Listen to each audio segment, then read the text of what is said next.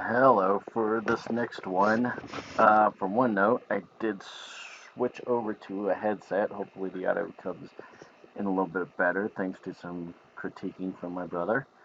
Um, this is a spreadsheet of 982 mile marker reference points. I did change up the names and the phone numbers for the purposes of this video, but it has every highway, every mile marker reference point.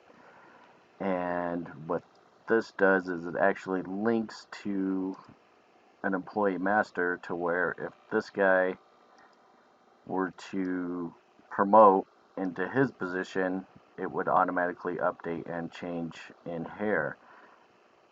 And then this being a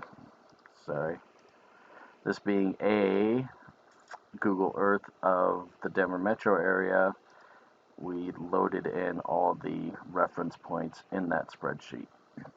So if there was an accident on 285 and C470, you would easily be able to click on that and see what area, what section, what patrol, who the deputy superintendent was, who the supervisor was, and who the lead worker was, along with their phone number.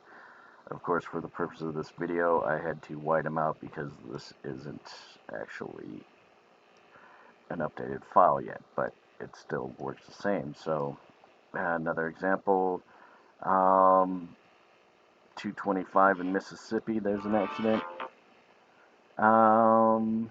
You would be able to click that, and same thing. What region, what section, what area it belonged to, the patrol, the deputy, so on and so forth. And of course, you would also be able to turn on and off the different layers and see that Patrol 20 was right there. And same scenario, we would be able to click on that pinpoint and see more data about that patrol.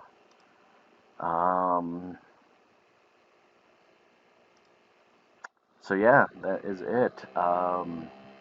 Make sure and subscribe, because along with the other spreadsheets I'm starting to post and showcase of my work, I will be going back and going more into detail of how